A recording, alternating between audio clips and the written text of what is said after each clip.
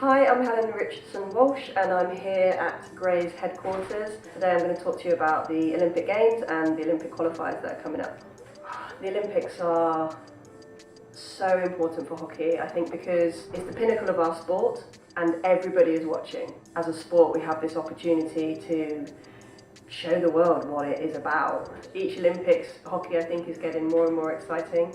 That's why it's so important for hockey to be in the Olympics and to show what a great sport it is. The pressure going into an Olympic qualifier rather than even the Olympic Games is slightly different. Yes, you want to perform and you want to do your best and you want to try and win the tournament. For a qualifier, you're not there yet, you're not at that tournament, and that's the thing that you desperately want to try and qualify and go to. And so that pressure just changes a little bit.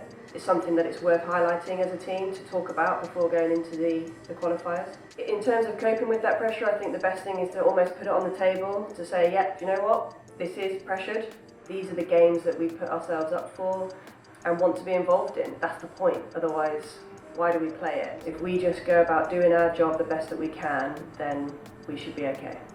With the combination of England, Scotland and Wales coming together, they are a much stronger unit. From watching, well, all of the teams at the Europeans, there's maybe a little bit of a mental element. For the men, it's trying to make sure that they are up for the games, making sure that they start really well. And then for the women, I think it's potentially about playing the game that's in front of them and being a little bit more patient. I'm not sure if that goes against the game plan, a bit more outcome focused and making sure that they keep possession of that ball and make sure they do something good with it when they get it. In terms of outstanding performances, from the men's side you can't not look at the Belgian team, and trying to think about picking one person out of that team, it's just impossible. And I think that's why they are so strong, so I'd probably just say Belgian men. And then in terms of the women, I think Charlotte Stappenhorst had an outstanding 2019, but then it was scuppered a little bit by her injuring her knee, so we didn't get to see her at the Europeans, which was a massive disappointment for obviously her, Germany and us, because she was really on form.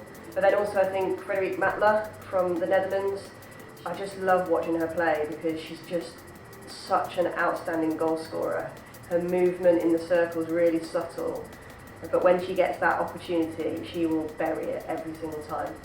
So obviously the big one, again, the Olympic Games is next year, and I think in terms of the men's team, for me there's probably two teams that are really pushing for that title, so the Belgian men and the Australian men. I think there are a few other teams in the mix, but for me I think it will come down to one of those two. And then from the women, I don't think anyone's looking further than the Netherlands. They've dominated the sport now for a good number of years, but they missed out obviously in Rio on that gold medal, and they'll be doing everything in their power to make sure that they get the gold this time. Challenges for the women's, potentially Germany, but beyond that, I'm not so sure. Australia maybe, but we'll have to see how they go.